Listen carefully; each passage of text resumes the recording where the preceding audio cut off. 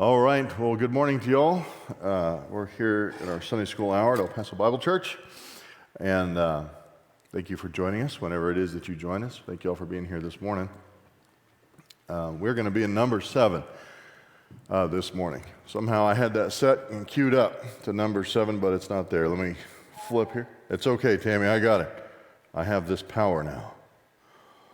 I think that's the right one. There we go. Multiple chapters, all one PowerPoint. I do that so I don't have to organize more than one. Number 7, I warned y'all last week, for those of you who were here last week, that it is a long inventory. Everything that we've been talking about has been in preparation here. They consecrate the items. We had the Mosaic Aaronic blessing. They call it Aaron's benediction. It's actually Yahweh's benediction at the end of chapter 6. It's just the mechanism by which God's name and God's benediction, God's blessing is supposed to be pronounced upon the people. And so God gives Moses and Aaron and his sons a script to use. Now we're not fond of scripts in our tradition. And we do have a tradition. A tradition is not a bad thing in and of its own, but that's not part of ours. We don't normally read prayers off of scripts.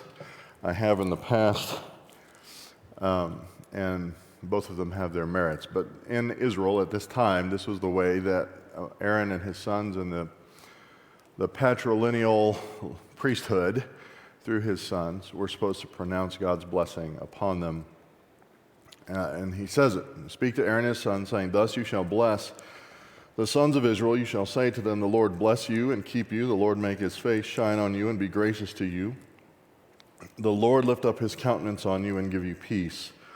So they shall invoke my name on the sons of Israel, and I will bless them." You'll see that attributed, those words, I've seen them attributed to all sorts of people, particularly the Irish, since we're in the week of St. Patrick's Day. St. Patrick did not write those words. It is not an Irish blessing. It is God's blessing for the Israelite people. So please don't be fooled. If you have a little leprechaun coffee mug with these words on it, I will laugh at you. I will be unapologetic. It's not an Irish blessing. It's from number 6. So just remember that. Remember, you can do all things through a verse taken out of context. That's what my coffee mug says. But number 7, let's continue on. I went back and forth. I said, well, principally, philosophically, I would like to read every word of this. However, it is word for word, verbatim in English and Hebrew and every other translation, 12 repetitions of the exact same inventory. So I've decided that we're not going to do that. So if you want to crucify me, you're going to have to find a big tree. Good luck. But we're going to do it this way. All right. So it says this, "Now on the day," verse 1 of chapter 7, this isn't where the repetition starts. "Now on that day that Moses had finished setting up the tabernacle, he anointed it and consecrated it with all its furnishings and the altar and all its utensils. He anointed them and consecrated them also. Then the leaders of Israel, the heads of their fathers' households, made an offering. They were the leaders of the tribes, and they were the ones who were over the numbered men. When they brought their offerings before Yahweh, 6 covered carts and 12 oxen, a cart for every 2 of the leaders and an ox for each one, then they presented them before the tabernacle." So this is being given essentially to the Levites, because the Levites have specific tasks that they are supposed to accomplish. And so these are being provided for by the people, and that is God's provision for that. Then Yahweh spoke to Moses, saying, "Accept these things from them, that they may be used in the service of the tent of meeting, and you shall give them to the Levites, to each man according to his service." So Moses took the carts and the oxen and gave them to the Levites. 2 carts and 4 oxen he gave to the sons of Gershon according to their service, meaning they needed wagons and oxen for their portion of the tabernacle and its service. And 4 carts and 8 oxen he gave to the sons of Merari according to their service, under the direction of Ithamar, the son of Aaron the priest. So they were given different trucks, essentially, right? We have a lot of trucks in our family.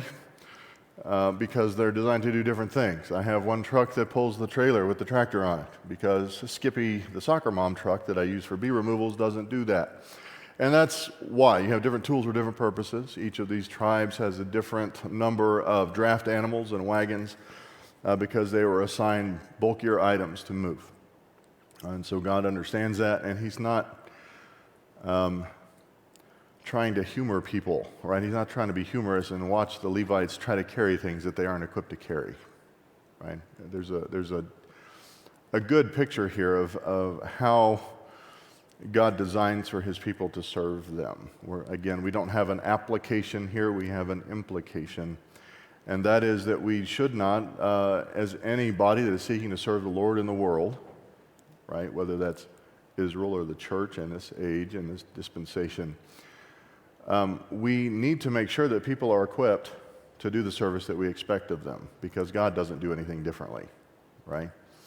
And so if we have, for instance, a field, and this is a positive example of what we do at El Paso Bible Church. If we have a field that needs to be mowed, we don't hand the deacons pairs of scissors. We didn't. Now, we may have done that in the past, and other churches may have done something similar because it might have been humorous. We bought a tractor and had a mower on the back of it so that they could perform the service in a reasonable and adequate means, and that would not hinder the ministry of the church. And that's something else that we need to understand about what was happening here. God may have not given them this equipment, but what has to move for everybody else to move? The tabernacle, right? The tabernacle is set up in the array in the middle with the Levites around it, and it has to be present wherever they go. They don't move unless the tabernacle moves. So if you want people to conquer a land in any sort of reasonable time and the tabernacle has to go with them, the oxen and the carts are necessary. And so you have to make choices, right? We are not expected to work our own miracles in order to serve the Lord, right, in the areas of service that we have. There are certain expectations that we're supposed to meet ourselves that are certainly humanly possible, but we're supposed to supply those things. And there's an exception here, verse 9, but he did not give any to the sons of Kohath, because theirs was the service of the holy objects which they carried on the shoulder. So they didn't need carts and oxen in order to carry the things that they were only supposed to carry personally by themselves. You see pictures of this. In fact, in this Ukraine conflict, you find that, as always, there's a certain number of observant Jewish people fleeing the conflict. And that is normal, because it seems that almost regardless of the nature of a conflict, it's always a cover for somebody's anti-Semitism in the world, even if that's not the nature of the thing, right? Even although Zelensky is, I believe, biologically a Jew. He's a non-observant Jew. So somebody might make that case, but that's not the core of the conflict. What you have essentially are two nominally Christian nations that can't get along, right? And so one invaded the other. A lot of people are like, these are two Christian nations invading each other. And I got news for you guys. If you ask most of those people where they were going when they die, they would say they hope they're not going to hell. And that is nominally Christian. That's not Christian, right? But the Jews are fleeing, and you'll always find, even though the priesthood is a mess right now. I'll give you a little hint. If you see somebody whose name is Kohen, that is a transliteration of the word Kohen, which means priest in Hebrew. And somewhere there's probably some connection there to the priesthood, but we don't know. We don't know the genealogies. Those were destroyed 70 AD. They try to piece them back together as best they can. But the rabbi takes it upon himself, normally, and normally it's the most senior rabbi, and you'll see them fleeing in their full regalia, whatever it is at the time, with the scrolls, the Torah scrolls. And they're huge. I don't know if you've seen it. Or the man is very small. I mean, I guess if the rabbi is this small, the Torahs are normal size.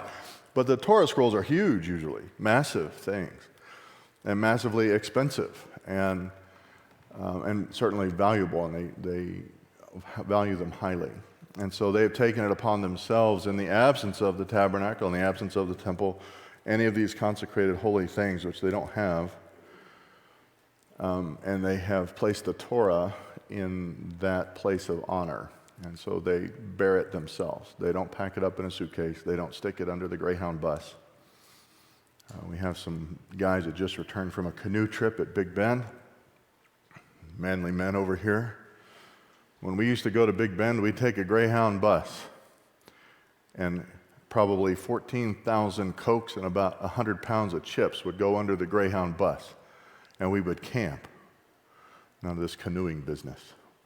We just sat out there and froze like men, because it was always freezing cold overnight. Priscilla and I did this a number of years, right? So they carry these things. They took it upon them personally. They didn't need that. So again, we shouldn't provide mechanisms for service that people don't have and aren't going to perform. Right? They are commanded to carry these items with their own bodies, and so they're to carry that. We don't need to provide a mechanism for service that people don't have responsibility for. All right, so here's where it gets a little bit, I'm going to tell you, it's getting a little bit rough, and some of y'all missed the announcement. Verbatim, the paragraphs here are exactly the same. I don't know if I'm supposed to have clicked through a slide here. Y'all, I'm really bad about this. Okay, we talked about that already. Here we are. See? Easy peasy, lemon squeezy. I just forget to do it. Right here is where it gets repetitive. Okay, so here's the instructions. Verse 10, the leaders offered the dedication offering for the altar when it was anointed, so the leaders offered their offering before the altar. Then Yahweh said to Moses, let them present their offering, one leader each day, for the dedication of the altar. This is, I think, simply for organization purposes. Well, you'll see why. Okay. Now, the one who presented his offering on the first day was Nahshon, the son of Amminadab. We've met him before. Of the tribe of Judah. And his offering was 1 silver dish, whose weight was 130 shekels, 1 silver bowl of 70 shekels, according to the shekel of the sanctuary, both of them full of fine flour mixed with oil, for a grain offering. 1 gold pan of 10 shekels, full of incense, 1 bull, 1 ram, 1 male lamb, 1 year old, for a burnt offering, 1 male goat for a sin offering, and for the sacrifice of peace offerings, 2 oxen, 5 rams, 5 male goats, 5 male lambs, 1 year old. This was the offering of Nahshon, the son of Amminadab. So it's a fairly sizable offering for the dedication of the altar. And by dedication of the altar, they mean we're going to spill a lot of blood on the altar. That's what these animals are for. I think, pragmatically, the reason that they do it one a day is because it's simply hard to keep track of this much livestock. I don't know if you have ever attended a livestock auction. Anybody? Livestock auction. Y'all probably went to the nice ones where they have horses, right? I went to the ones at the Wyo Ranch in Kerrville, and they sell everything. You can get stuff from Africa, you can get stuff from Asia, you get stuff from weird places like Canada. Y'all, Canada's as weird as it gets these days. I don't know what y'all are laughing at. All over the place. And, for a livestock auction, you have chutes and gates and pens and all that set up. They don't have that, right? You're going to bring how many animals? And you got 12 tribes that are going to bring them. That's, 12 bulls, 12 rams, 12 male lambs, 12 male goats, 24 oxen, 30 ram, 12 times 60. Rams, 60 male goats, 60 male lambs, all at once. I don't even like to take my dogs to a mobile vaccination clinic because I have 3 of them and they outweigh me with 3 of them. They behave properly, but not everybody else's dogs behave properly. I can't imagine the madness, right, of taking all of those animals all at once. So they said, bring your offering one day at a time, one for each tribe. And this is the tribe of Judah. So it took 12 days to bring all of this stuff in, as I read it, and to receive it all. And they were all equal. You'll remember, and this is the book of Numbers, so we read a lot of Numbers a while back. You'll remember that not all the tribes are the same size, right? They're all good size, but they're not all the same size. This was not apportioned. This was it was a flat tax. Every tribe had to pay the same amount for this dedication. That's what they brought, and presumably all did so. So that part, the listing of all those things is equal for every single tribe. We have Eliab, the son of Helon, leader of the sons of Zebulun, who also brought all those things for his tribe. And it goes on through those things. So they were treated equally, right? I figured out the dollar value, but I realized that it doesn't matter when it comes to silver, because back then, what is the historic ratio of gold to silver, Micah? 10 to 1. It's actually reversed in the ancient Near East, however. Silver was actually more valuable than gold in the ancient Near East. So telling you what it runs at current, I think the dish is $1,300, current price of silver. But silver goes all over the map. $13 an ounce, $39 an ounce, and drops off. Very rocky. So it's not really very useful, but you can tell, a silver dish that weighs 52 ounces is a pretty good sized dish. Silver bowl that weighs 28 ounces is a pretty good sized dish. The gold pan was probably pounded pretty thin. But one bull, one ram, one male lamb, one intact male goat. And this is, again, y'all are familiar with livestock terms. Wethers were not acceptable. The same way that eunuchs, which were common in the ancient Near East, were not allowed to approach the temple in this time period. Now, God promises later on in the prophetic books that the eunuch would be restored in the kingdom. In other words, when he is glorified, he is able to approach the holy place in terms of the temple. They weren't allowed to do that. So they had brought these for the peace offering, and again, each tribe's offering was identical. So these quantities are, I don't have all of this contiguous, so I'm sorry for reading off the screen there. And so he receives all of these things. This is 80-something verses. This chapter is 89 verses. It takes a long time. And remember that this is the historical record of a nation. And so these things are important. I had a friend in my undergrad who would sit, y'all think I have an anachronistic view of my own age. The man was 20 years old, and you would go into his dorm room, and he'd be sitting there in a green fuzzy robe with old man slippers, smoking a pipe, reading the tax code. Real fun at parties.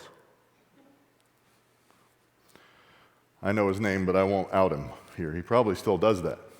He was 60 years old when he was 19. The records of nations are not exciting reading. This was there so that the tribes would understand that they were not given preference in this regard, that the tabernacle was given equally to all of them and was an equal access on the same basis. So we have that, right? So all the way down to verse 84. Everybody's brought their offerings. If you want to be uber spiritual, you can do like I did and read all the verses yourself, right? But I'm telling you verbatim, Hebrew, English, Septuagint, all of them, every tribe, verbatim. The only thing that changes is the representative that brings them. So you should be interested in that, but we're not going to take the time to do it. I'd have to spend one whole Sunday school lesson reading all the verses and then come back next week and talk about it. It's that long. So we're not going to do that. Verse 84 says, this is the whole tally, right? This was the dedication offering for the altar from the leaders of Israel when it was anointed. 12 silver dishes, 12 silver bowls, 12 gold pans. Each silver dish weighing 130 shekels, and each bowl 70. All the silver of the utensils was 2,400 shekels, according to the shekel of the sanctuary. The 12 gold pans full of incense, weighing 10 shekels apiece, according to the shekel of the sanctuary. All the gold of the pans, 120 shekels. All the oxen for the burnt offering, 12 bulls. All the rams, 12. The male lambs, 1 year old, with their grain offerings, 12. And the male goats for a sin offering, 12. All the oxen for the sacrifice of peace offerings, 24 bulls. All the rams, 60. The male goats, 60. The male lambs, 1 year old, 60. This was the dedication offering for the altar after it was anointed. I do not want to be anywhere in proximity to 60 intact male goats. I'll just mention. One is bad enough. I have one in the backyard. Now when Moses went into the tent of meeting to speak with him, he heard the voice speaking to him from above the mercy seat that was on the ark of the testimony, from between the two cherubim, so he spoke to him. So God acknowledged that all of the offerings were brought in. There are some people who will comment that God was pleased with this offering, and that may be the case. I think that there was no more instructions to give until the offerings were brought in. I mean, it's that simple, so God didn't speak until that point. But he speaks to Moses. Remember, how does God speak to Moses? As if to a friend. And so he converses with him from inside the tent of meeting. Now, you remember how the tabernacle was built. I don't think I have pictures on this particular PowerPoint. So this next part is very pragmatic. In chapter 8 here, my phone keeps going to sleep. Let's see here. All right. So chapter 8, mounting of the lamps. Somehow I got an extra slide in there. We don't need to say much about this. But if you understand how the tabernacle is structured, it's made up of curtains. It has a very thick roof, animal skins. And so it's a fairly dark place, actually, inside of there. And so verses 1 through 4 of chapter 8 is the illumination of the tabernacle, essentially. It says this, "And Yahweh spoke to Moses, saying, Speak to Aaron, and say to him, When you mount the lamps, the 7 lamps will give light in the front of the lampstand. Aaron therefore did so. He mounted the lamps at the front of the lampstand, just as the Lord had commanded Moses. Now this was the workmanship of the lampstand. Hammered work of gold from its base to its flowers. It was hammered work according to the pattern which the Lord had shown Moses, so he made the lampstand." So you weren't supposed to be stumbling around in the dark in this service. I don't know if you've ever been caught off guard by darkness, but it's disconcerting, actually. And it would have been dark all the time inside that part of the tabernacle. It's happened to me a couple of times when I got busy. And we were building our house in Spring Branch. The very first time I was out there overnight was because of this. We're not really meant to do things in the dark. All right. Any questions or comments about those portions? No? Nothing too weird there? Snide remarks? Roll of the eye. We'll add a new category. All right. Occasionally, we get a roll of the eye. That's okay. I'm not scared of eye rolling. Priscilla's family can tilt the earth with their eye rolls. So y'all are beat from the get-go. You can't beat her family for that. So I've been doing that for a while. Not that Priscilla would do such a thing. I was just speaking hypothetically. But her family is liable to such things. All right. That's okay. What, babe? I better move on. Yes, I better move on. When you find yourself in a hole, first thing you ought to do is stop digging. All right, so verse 5 says this. Again, Lord spoke to Moses, saying, Take the Levites from among the sons of Israel and cleanse them. Now you understand that there is Aaron's sons, Aaron and his sons are the priesthood. That's a particular clan of the Levites. But the whole tribe of the Levites was to be consecrated to serving the tabernacle. Not everybody had the same service, but they were all related to that service of the tabernacle. Take the Levites from among the sons of Israel and cleanse them. Thus you shall do to them for their cleansing. Sprinkle purifying water on them. And this isn't the best translation. They shall, or let them, it's kind of a hortatory, let them use a razor over their whole body and wash their clothes, and they will be clean. So we're used to that, right? We talked about the Nazarites, that they were supposed to not have a razor, but if they were ceremonially unclean, they had to start over, and so they shaved the hair on their head. You know, I'm a goofball, so as I read this, I'm saying use a razor over their whole body, and I'm thinking that these guys are going to be consecrated with no eyebrows. Like, they have a razor over their whole body. I mean, like, I don't know. I mean, it includes all of their body, and that's what they were consecrated for, so it very well could have been. You know, if you want to make a dog look weird, you take a marker and put eyebrows on it. You want to make a human look weird, you take the eyebrows off, right? Two different things. But they're supposed to be consecrated. They're supposed to wash their clothes, use a razor over their whole body, wash their clothes, and they will be clean. Then let them take a bowl with its grain offering, fine flour mixed with oil, and a second bowl you shall take for a sin offering. So you shall present the Levites before the tent of meeting. You shall also assemble the whole congregation of the sons of Israel, and present the Levites before Yahweh, and the sons of Israel shall lay their hands on the Levites. This is an important function, right? We've made an important distinction between the priesthood now, and the churches that say that they have a priesthood, and the priesthood among Israel. And we said that one of the main distinctions is that despite the arguments to the contrary, the priesthood in those churches is voluntary. And the priesthood in Israel was not. You were a priest. You were consecrated to the Lord based on your lineage, based on your tribe. You didn't have a choice. Your choice was whether you were going to serve well or not, whether you were going to serve faithfully or not, whether you were going to be disciplined and judged for not serving faithfully, or whether you were going to have abundance and blessing. However, it was important that they also follow the procedure, right?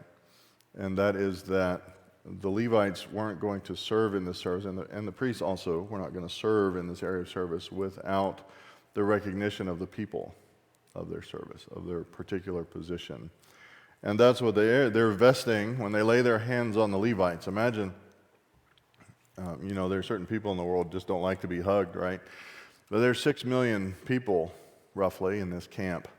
And I don't know exactly how many Levites there are, but they're all wanting, they come and lay their hands on these guys, on these men, to consecrate them to the particular service, to the tabernacle. And they're vesting them essentially with that role to serve as their own mediators. And God is saying this is what must be done in order for them to serve, and they don't have a choice to serve. So command Israel to do this. So they did, right? And verse 11 says this, Aaron shall then present the Levites before Yahweh as a wave offering from the sons of Israel, that they may qualify to perform the service of Yahweh. And we've seen wave offering. I don't know if we've decided, if we've ever stopped and explained what it is. They did not pick each Levite up and go, right? That's not what they did. They didn't wave at them with the parade wave, Right? You ever been in a parade? That's not what a wave offering was. A wave offering was a particular thing, and it was not like the burnt offerings, right? When you burn an offering, it's burnt. The wave offerings, and there are grain and wine and flour, and in this case, people. The wave offering is something that is consecrated to Yahweh, consecrated to the Lord, but that the Lord gives back to the people to serve. Sometimes it's the shoulder of the goat. It's a wave offering, and it's given back to the priest who offers it for his dinner, essentially. So that's consecrated to that service. In this case, this whole tribe is given actually as a wave offering. The same way that the grain is, the same way that the wine is, the same way the oil was, the same way as the goat shoulder was. The people consecrated the whole tribe to Yahweh's service in the tabernacle. And then Yahweh gives them back to serve the people. That's an important distinction here for their service. Aaron shall then present the Levites before Yahweh as a wave offering from the sons of Israel, that they may qualify to perform the service of Yahweh. Now the Levites shall lay their hands on the heads of the bulls, then offer the one for a sin offering, and the other for a burnt offering to the Lord, to make atonement for the Levites. You shall have the Levites stand before Aaron and before his sons, so as to present them as a wave offering to Yahweh. Thus you shall separate the Levites from among the sons of Israel, and the Levites shall be mine. You shall sanctify them, separate them. We're going to talk about that some more out of 1 Thessalonians. Same idea. You're supposed to be separate. Then after that, the Levites may go in to serve the tent of meeting, but you shall cleanse them and present them as a wave offering, for they are wholly given to me from among the sons of Israel. I have taken them for myself, instead of every first issue of the womb, the firstborn of all the sons of Israel. So that's critical. God never declines his claim to and right to the firstborn of everything in the nation of Israel. What he has determined is that there's going to be a substitution. I probably missed about 3 slides here, didn't I? Let's see. No, I didn't. I just only have a couple here. There we go. Oh, Tammy probably got that for me, didn't you, Tammy? Thanks, Tammy. Appreciate it. I need to check before I start clicking my own slides. There's a principle of substitution here, and people talk about the theology of substitution as if it's only a New Testament thing and it only applies to Christ. God determines to accept substitution all the way back here and even prior. But this is a very clear one, that the tribe of Levi in perpetuity in the nation of Israel is to serve as a substitute for all the firstborn sons. I think if any of the Israelites had any kind of inhibition about laying their hands on the Levites and consecrating to the service, that would fix it, right?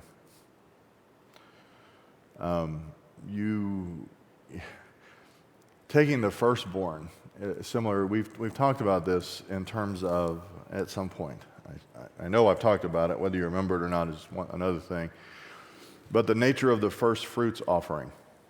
You remember when we talked about the first fruits offering, that people, when they go into their field and they take the first sheaf of grain, they're supposed to immediately stop and take that and give it as the first fruits offering. Same thing with the vineyard, same thing, and they're supposed to stop.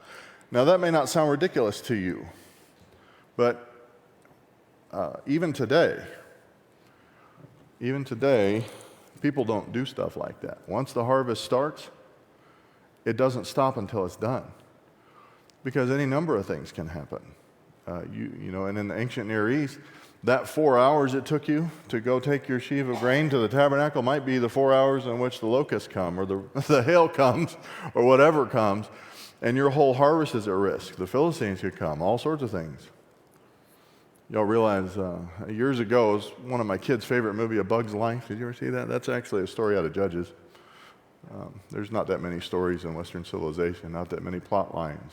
And that actually happened. Humans did that to each other. Came and stole their harvest. It was an expression of faith, right? That if I obey God, I'm embracing the benefits of his covenant blessing in the land.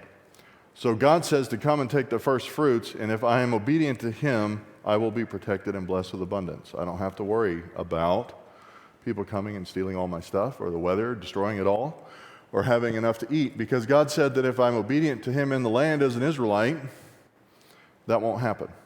So they do that. Consecrating your firstborn son to the service of the tabernacle was something similar, right? You consecrate your firstborn son, you actually don't know if you're going to have another one.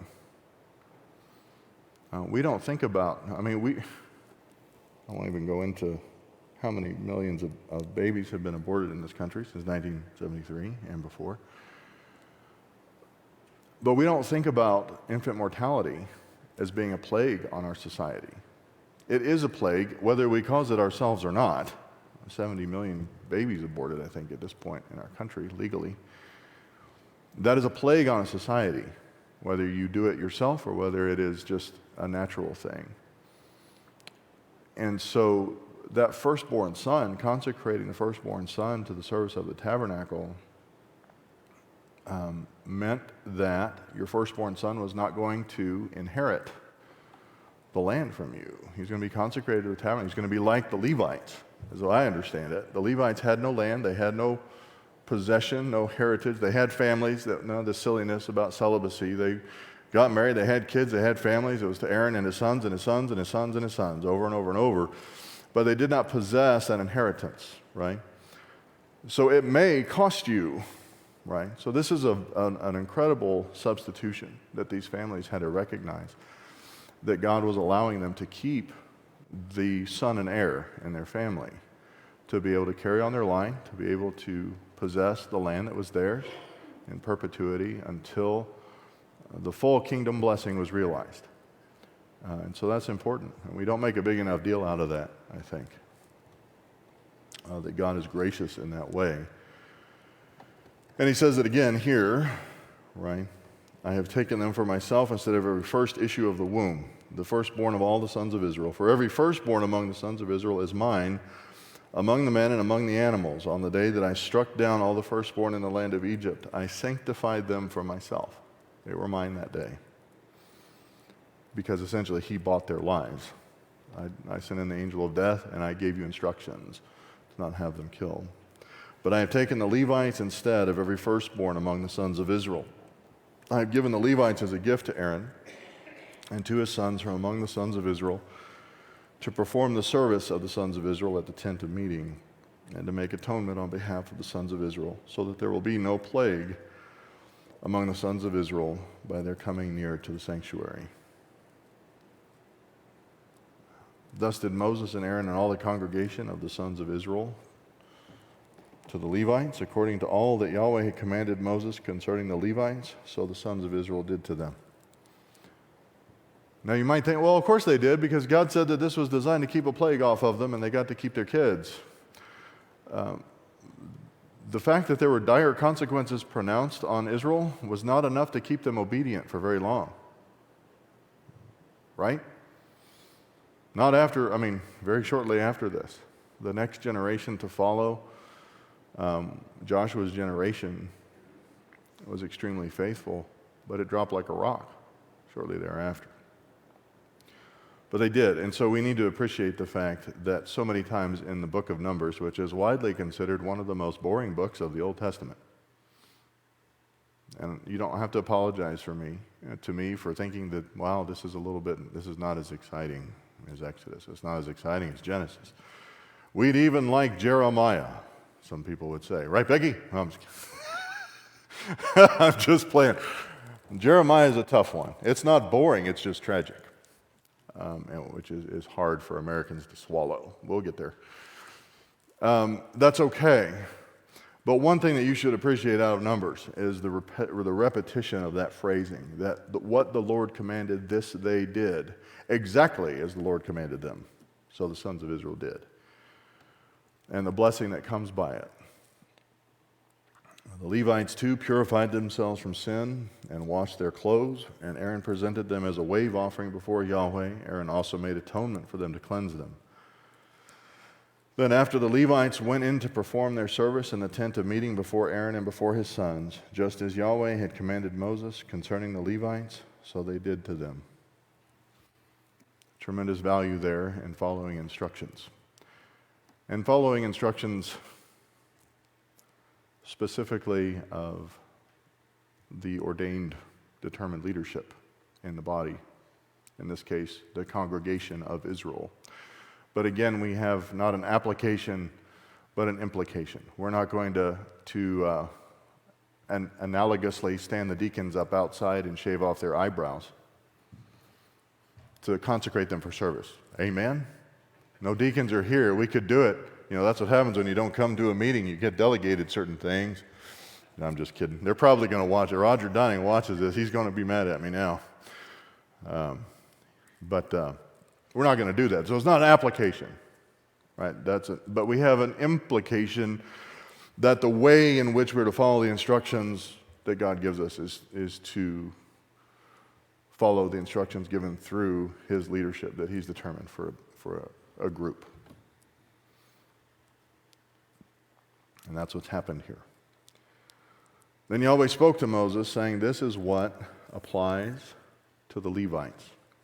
From 25 years old and upward, they shall enter to perform service in the work of the tent of meeting. But at the age of 50 years, they shall retire from service in the work and not work anymore. They may, however, assist their brothers in the tent of meeting to keep an obligation. But they themselves shall do no work. Thus you shall deal with the Levites concerning their obligations." So they're different than the priesthood, right? When did the priests enter service? 30 years old. We think that may be why Jesus didn't start his public ministry until he was 30, because he was not qualified for the office of high priest in a bodily form until he had reached his 30th birthday. Jesus occupies 3 offices in the nation of Israel: prophet, priest, and king. You could be the prophet and the king with no age requirement. But if you were going to act as a mediator for a whole nation of people, you were supposed to have put away childish things. They figure you did that by the time you were 30. That'd be a nice reminder, wouldn't it? Supposed to be a grown-up at least by then. Right? Danny, did you raise your hand or you just scratching an itch? Oh man, I thought you had a snide remark for me. That's all right. The age of 50 years, they shall retire from service in the work and not work anymore. I take that to mean that they're not supposed to be loading the ox carts in their dotage. They've been working for 25 years in that service, and they were not supposed to do that. They weren't supposed to load the ox carts. They weren't supposed to drive them. They weren't supposed to do all of that. However, they were still consecrated to the service in the tabernacle. And he said they can assist their brothers in the tent of meeting. In other words, they can help, but they're not supposed to take on the brunt of the load. So you constantly were responsible for training, actually, your replacements, right? And that's one thing that we've noted, again, by way of implication, but not application. And I think we have to make the distinction clear. But there are a lot of people, we're out of minutes. Okay, I'm going to make this one implication. We got 2 more minutes. I'm going to steal them from you, and I might give them back. But I teach under the pirate code. All right. That one of the things that's happened, there is a massive, massive ejection and exodus from pastorates all over the country. But that's not the whole story. It's not simply that churches are eating up pastors and pastors are eating up churches and they're getting devoured and removed from ministry. Some of them have simply been doing this too long, way too long. And they no longer have a handle on what it requires, and they can't do the work. They can't load the ox carts anymore. But they haven't done a good job of replacing themselves either. And so they're left with simply burning out or literally dying. And that's been happening for a long time. But the cycle here is supposed to be constant renewal. And that requires opportunity. In this case, God decided when it was going to happen. When you were 25, you were going to start loading the ox carts. That's how that was going to happen. And you were going to learn by doing. Since we don't have an application here, we have an implication. We have to value that process ourselves so that the work of the service that needs to be done still gets done. All right? Any questions, comments, snide remarks, eye rolls? Y'all are going to all eye roll at me all together next week, aren't you? I'd always wondered what a wave offering was. I didn't understand that was something. Yeah, I think they actually literally just essentially waved their hands over it. Because like I said, they didn't pick up the Levites and go, doot, doot. You know, they didn't do that. So it was understood to be something, an offering to the Lord, gave Yes. Yeah, that seems to be what it is. So if it was a food item, it went to the priesthood. Since they didn't have livestock or animals or land or anything, they had to be provided for that way. Any other questions, comments? All right, let's pray. Father, we thank you for this day. We do thank you for your word, and we thank you for the consistency, certainly of the implications understood in context. Father, we thank you for your faithfulness to your people. And Father, we do thank you for the witness throughout Numbers of the people receiving instruction and following the instructions to the letter. And we thank you for that faithfulness and the example of the blessing that it brought. It's in your Son's name we pray. Amen.